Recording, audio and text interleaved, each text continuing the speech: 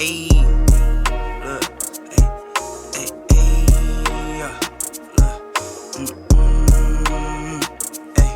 I'm in the lab like Dexter, brand new batch he tested.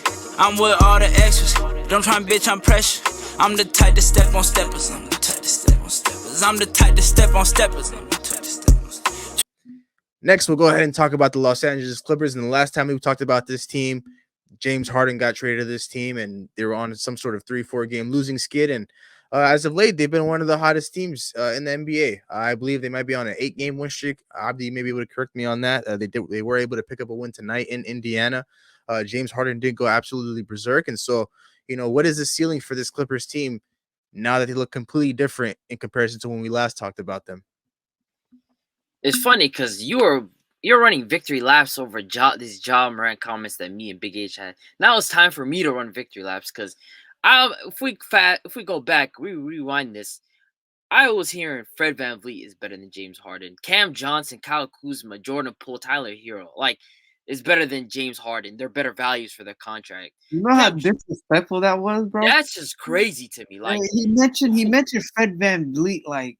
That is what I promise you. If you ask a Houston fan right now, would I trade for? And I saw it as Fred VanVleet has been for them. If you ask them right now, would I swap James Harden for Fred VanVleet? They'd do it in a heartbeat. Cam Johnson's just been mid as hell. He's not been performing up to his contract. We don't even need to talk about Jordan Poole in Washington. Tyler Hero's been injured, but he was hooping to start the season. But even then, he's not better than James Harden. And Kyle Kuzma's in a losing situation in Washington. Come on, he's a role player.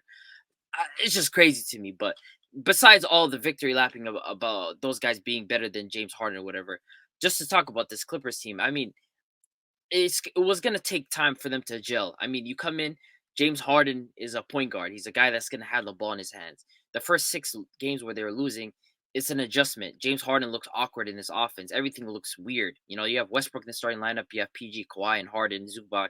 Who was getting the rock? Who's starting off these possessions? And so they didn't know what they were doing. James Harden would just give up the ball to Kawhi. He would run corner and he would sit there. And then Kawhi would initiate the offense and just be some awkward looking offense. PG would just chuck up some shots. And then Westbrook is Westbrook. It just was weird. Then, Ty Lue makes a tough decision. Or Westbrook apparently came out, decided to accept the bench role. And then James Harden started to be the initiator of the offense. He just started getting the ball more. He's the one that's running their offense. Him and Zubac started to develop a 2-man game. And really the heart of all this is Kawhi Leonard just isn't washed. The guy got his feet back under him. It was last year around this time, he was looking even worse than he did now. And so he has his feet complete. He's been one of the hotter players in the entire NBA. That guy's just been on fire, just torching teams.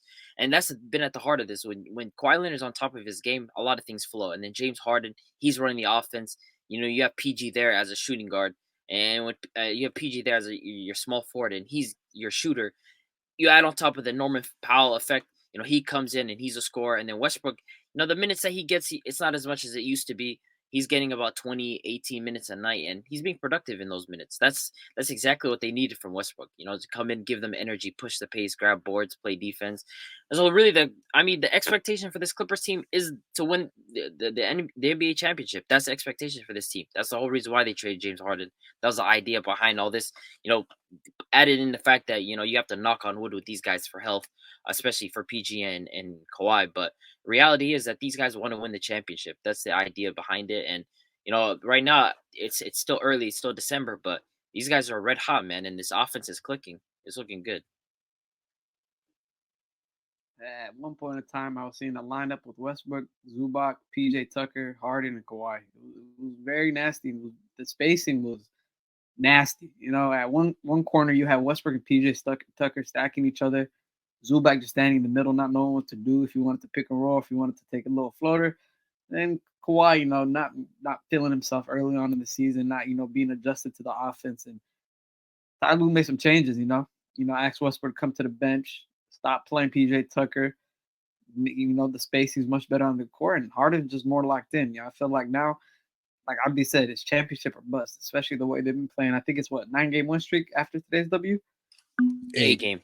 8-game win streak. So they've been playing phenomenal. They found their groove. Harden, PG, and especially Kawhi. We're seeing him go back to, that Toronto Kawhi. He hasn't missed a game this season. So Kawhi not missing a single game this season. I feel like he's on the path to be healthy, guide this team to a deep playoff push. And that's what they need. Now you got PG and Harden. Harden especially just playing that point guard role that he's supposed to be playing. He does, you really don't need him to score that much. He gives you that 18-9, play some solid defense on the other end. It's a great contribution. So I feel like, ride your coattail with Kawhi, and then you got your two other stars, PG and Harden. And I feel like everybody else on the team is playing well too. Now they're fitting in. Now they're slowing down the pace. They're finding their shots. On the Powell's coming off the bench. Westbrook's playing a clean 17 minutes. I feel like Zubac has found his groove at center with his team as well. So it's good to see them winning. Fuck the Clippers though. It's always Laker Nation, but their expectations. They got to make it to the finals finally with this team. Hey man, at the end of the day, I can admit where when I take a loss, man. That was it's an L on my behalf, but to get back to this Harden fit, to get back to this Clippers team, it really just took an adjusting period. At first, I know we talked about it a little bit. Russell Westbrook being in the lineup alongside guys like Harden and Kawhi and PG and Zubac just wasn't necessarily going to work, and it was going to really take somebody like Russell Westbrook, who really should get a lot of the credit for this Clipper success as of late, to really make an executive decision, a very harsh personal decision to move himself to the bench and to understand what's best for the team. And, Russell Westbrook coming out and saying that he wants to be moved to the bench to allow this team to have a different look with Harden leading the way. It took a lot out of him to do that, because Russell Westbrook was starting on this team and the Clippers weren't necessarily bad when he was their starter, but they weren't looking like this. They weren't looking like how they are right now. They're definitely a completely different team.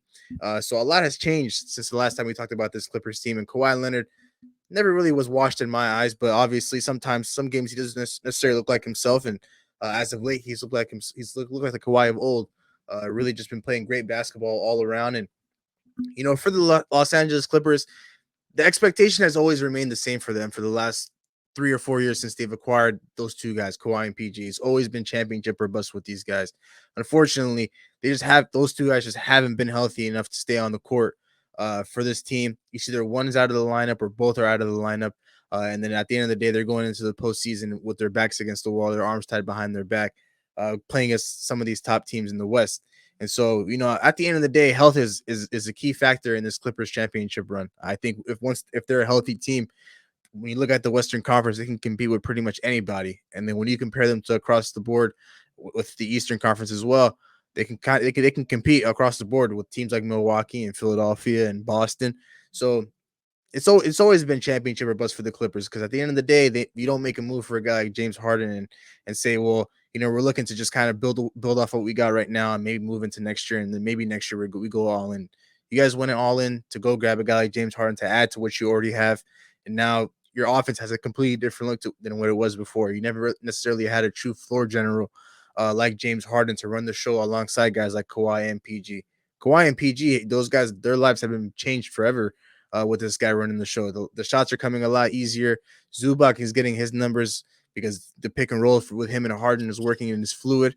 And so, for this Clippers team, every Clippers fan should be saying shout out to Russell Westbrook for being the bigger man and taking that back seat, allowing all those guys to do what they do. Now the success is finally starting to roll in. Record a new hit, then we making us a film. Wouldn't sign a deal if I got a couple mil. Been in the lab, now they throwing out deals. Me and now Lakes, now that's overkill.